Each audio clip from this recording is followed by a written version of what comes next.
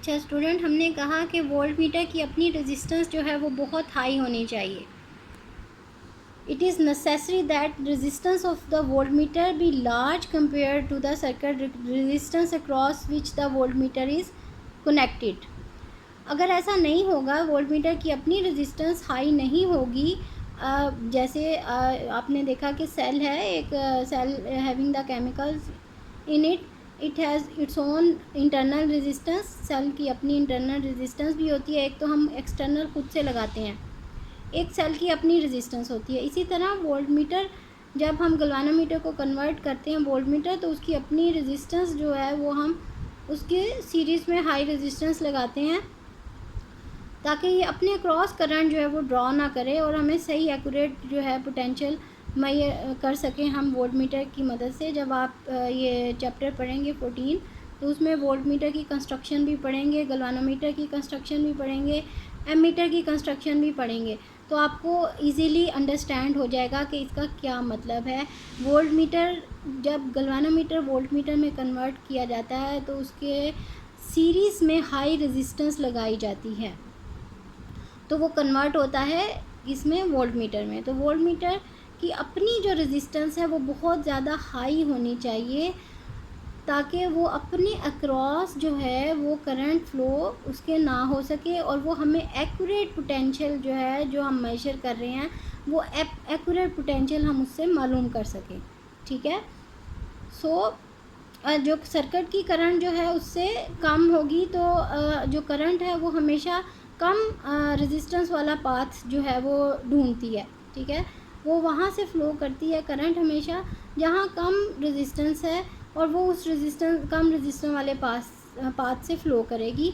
और अगर वोल्टमीटर की हाई रेजिस्टेंस होगी तो वोल्टमीटर में से करंट पास नहीं होगी, तो हम इजीली जो है एक्यूरेट पोटेंशियल मेजर कर सकेंगे. इसका ये मतलब है. ठीक है. सो it is necessary that the resistance of the voltmeter be large compared the circuit resistance across which the voltmeter is connected.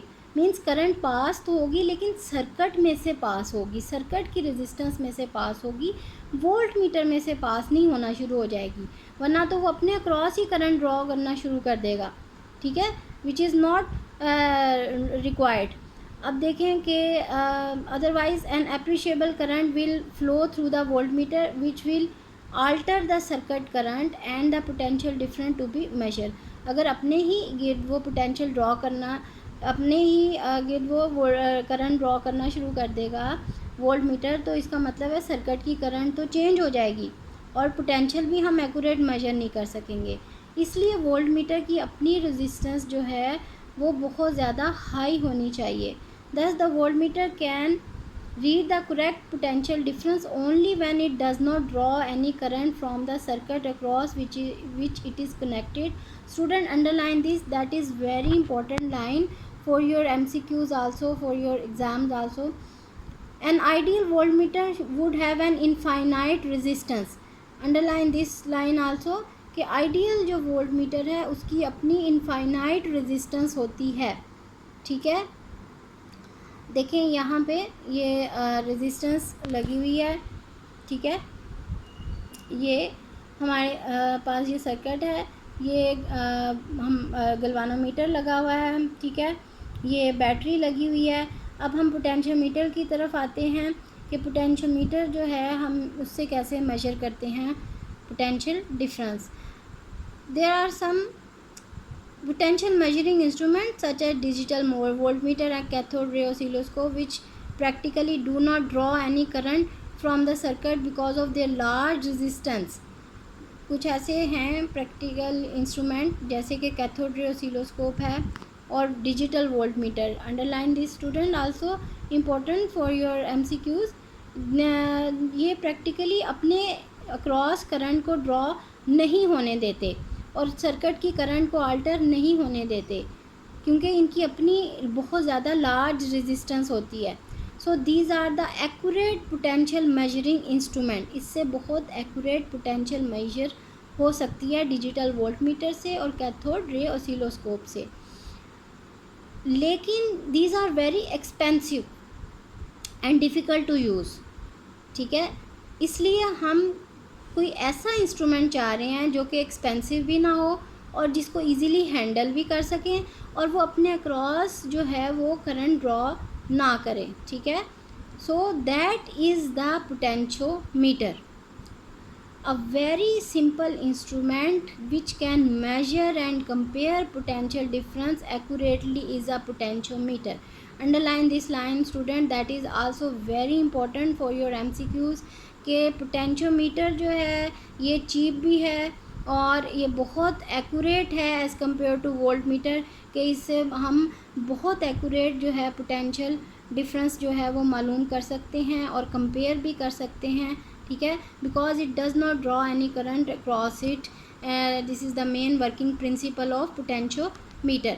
अब देखें कि पोटेंशियोमीटर जो है ये एक रेजिस्टेंस इसमें है in the form of a wire on which a terminal C can slide. ये स्लाइडिंग टर्मिनल सी जो है इसके ऊपर स्लाइड कर सकता है, स्लाइडिंग कॉन्टैक्ट है।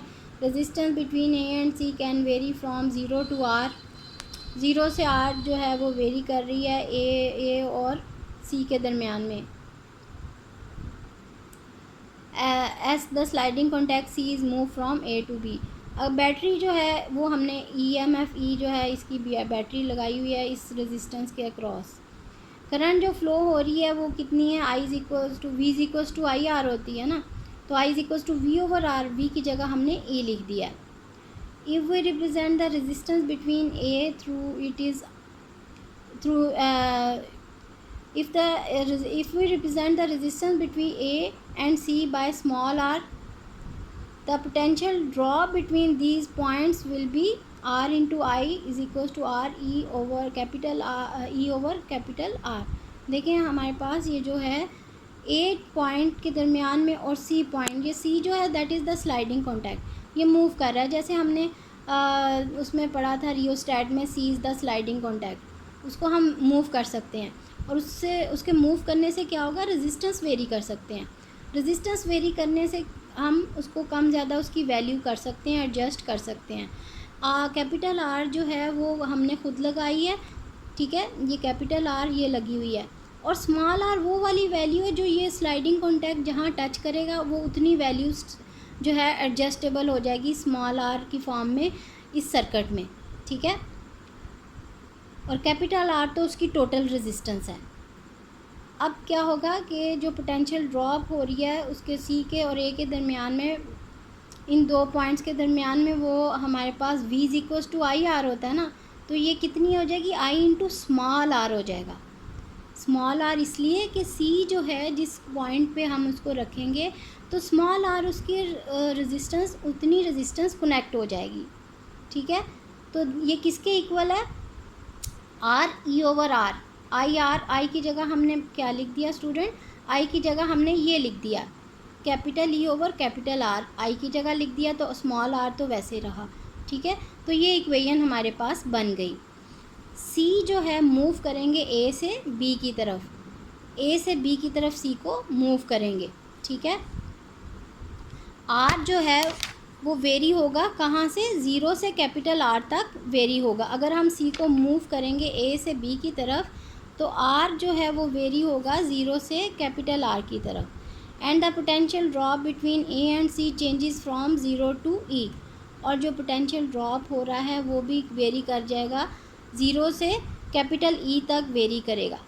और ये अरेंजमेंट स्टूडेंट हमने पहले भी इसको डिस्कस किया हुआ है रियोस्टैट में। Such an arrangement is also known as potential divider, can be use to measure the unknown EMF of a source by using the circuit। जो हम ये सर्किट देख रहे हैं ये वाला, हम इससे मालूम कर सकते हैं पोटेंशियल डिफरेंस जो है वो हम मालूम कर सकते हैं। This is the potential dividing arrangement कि एक बैटरी लगी हुई है, एक वेरिएबल रेजिस्टेंस लगी हुई है, और इससे हम जो है पोटेंशियल जो है मेजर कर सकते हैं, वेरिएबल पोटेंशियल जो है वो मेजर कर सकते हैं with the help of potentiometer.